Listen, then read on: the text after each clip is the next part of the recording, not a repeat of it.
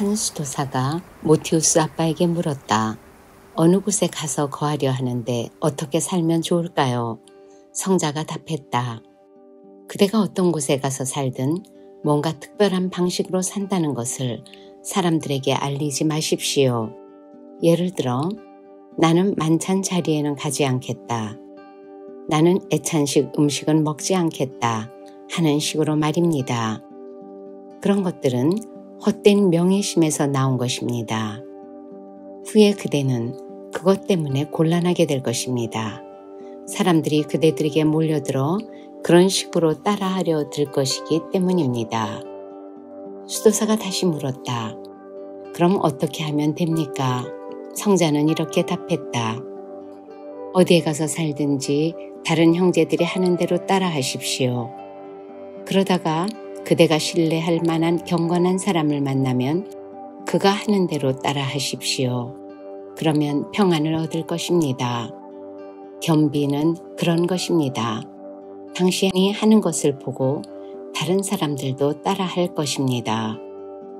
그대가 정해진 규율을 어기지 않고 사는 것을 보면 사람들은 그대를 특별한 사람으로 여기지 않을 것입니다. 그러면 아무도 당신을 곤란하게 만들지 않을 것입니다. 양 가죽으로 만든 옷을 입고 살던 스케티스의 수도사 4명이 판보 아빠를 찾아왔다. 그들은 서로의 수행에 대해 말했다. 한 사람은 금식의 대가였다. 한 사람은 청빈의 대가였다. 또 한 사람은 구제의 대가였다. 마지막 사람은 다만 22년 동안 한 스승 밑에서 순종하며 살았다. 판보 아빠는 이렇게 말했다. 여러분 가운데 마지막 분의 수행이 가장 큽니다.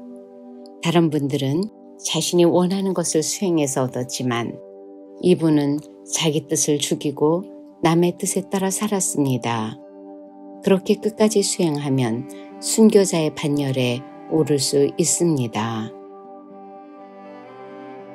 피스투스 아빠가 은둔 수도사 7명과 함께 클리스마에 살고 있던 시소에스 아빠를 찾아가 한 말씀 주십시오 하고 부탁했다. 그러자 시소에스 아빠는 이렇게 말했다. 미안합니다. 나는 보잘것없는 사람입니다. 하지만 저는 오르 아빠님과 아트레 아빠님을 뵌 적이 있습니다. 오르 아빠님은 18년 동안 앓고 계셨습니다. 저는 그분 앞에 엎드려 한 말씀 부탁드렸습니다. 그러자 오르 아빠님은 제가 무얼 말하겠습니까? 옳다고 생각되면 그대로 하십시오. 하나님은 자신을 쳐서 깨뜨리며 회개하는 자를 가까이 하십니다. 하셨습니다. 오르 아빠님과 아트레 아빠님은 같은 고향분이 아니었습니다. 그런데도 육신을 떠나기까지 두 분은 다투지 않고 평화롭게 사셨습니다. 아트레 아빠님은 순종이 대단했고 오르 아빠님은 겸비가 대단했습니다. 내가 그분들과 며칠을 함께 지내면서 모든 것을 지켜보았는데 아트레 아빠님은 참으로 대단하신 분이었습니다. 어떤 사람이 작은 물고기 한 마리를 가져왔습니다. 아트레 아빠님이 그것을 요리해 오르 아빠님에게 드리려고 칼로 자르는 순간 오르 아빠님이 부르는 소리가 들렸습니다. 그러자 아트레 아빠님은 칼을 고기에 찔러 놓은 채로 달려갔습니다. 그걸 보고 저는 놀랐습니다. 그분은 잠깐만요, 고기를 마저 자르고요 하지 않으셨습니다. 저는 아트레 아빠님께 어떻게 해서 그런 순종을 배우셨습니까? 하고 물었습니다.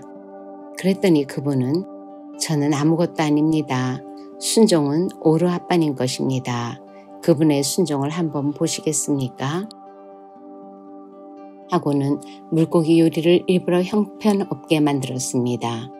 그리고 그것을 조금 담아 오르 아빠님에게 가져다 주었습니다. 오르 아빠님은 그것을 말없이 받아 잡수셨습니다. 그런 후 아트레 아빠가 어때요? 맛있었지요? 하고 묻자 대단히 맛있었습니다 하셨습니다. 그리고 얼마 후 이번에는 제대로 잘 익혀서 음식을 가져다 드리면서 아빠님, 이번 음식은 엉망이 되었습니다 하니 그렇군요. 조금 맛이 없군요 하였습니다. 그러고 나서 아틀의 아빠님이 말했습니다. 보셨지요? 이분은 순종을 타고나신 분입니다. 저는 이분들에게서 보고 들은 것을 조금이나마 실천해 보려고 애쓸 뿐입니다. 루푸스 아빠의 말이다. 사막에서 홀로 지내는 것보다 영적 스승의 발 아래 거하는 것이 더 유익합니다. 그러고는 한 성자의 이야기를 전해 주었다. 내가 보니 천국에는 4등급이 있었습니다.